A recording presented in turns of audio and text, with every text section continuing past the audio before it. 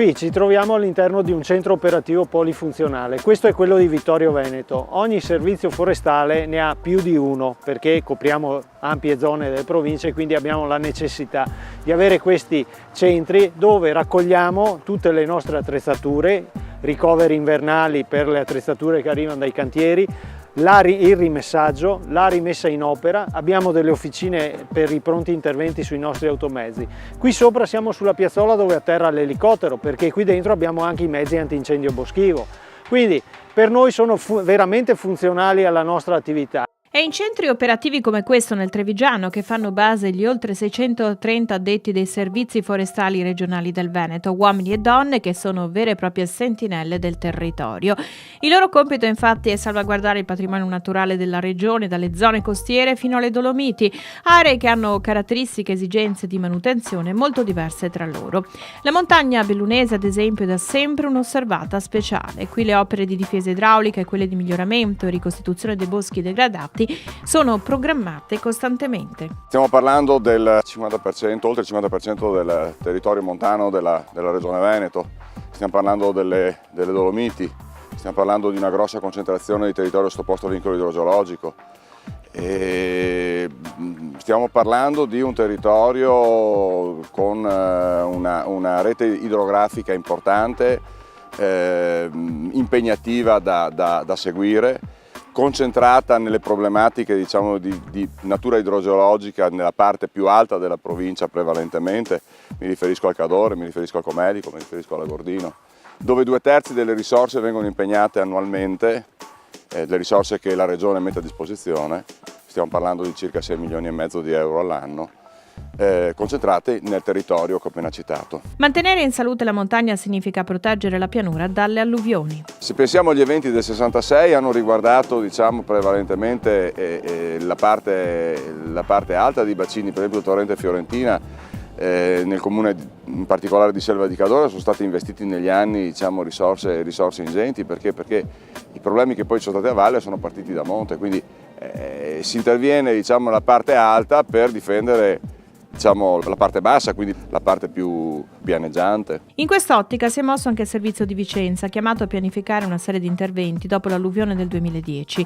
Anche questa provincia infatti presenta i problemi tipici dei territori montani. Le zone più colpite sono state quelle della Valle dell'Eugra, soprattutto l'alta Valle dell'Eugra e la zona di Recoaro. E quindi queste sono le zone in cui in questo momento noi ci stiamo rivolgendo con sistemazioni maggiori rispetto alle altre.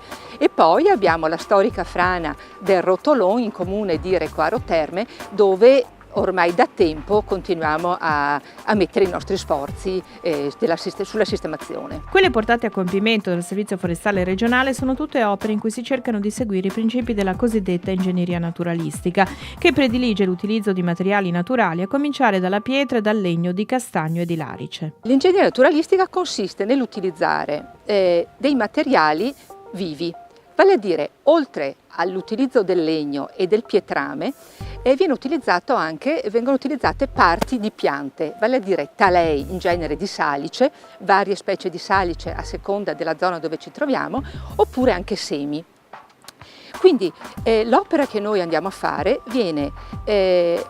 cioè la resistenza dell'opera che andiamo a fare viene data dalla struttura data dal legname e dal pietrame, ma soprattutto dalle radici di queste piante. Con l'ingegneria naturalistica poi andiamo anche a ricostruire degli ambienti, cioè potete immaginare la diversità fra una sponda di un torrente fatta con il legname e con le talè di salice dove ogni primavera spuntano le foglie eccetera, confronto a un muro fatto in cemento oppure anche fatto con i sassi.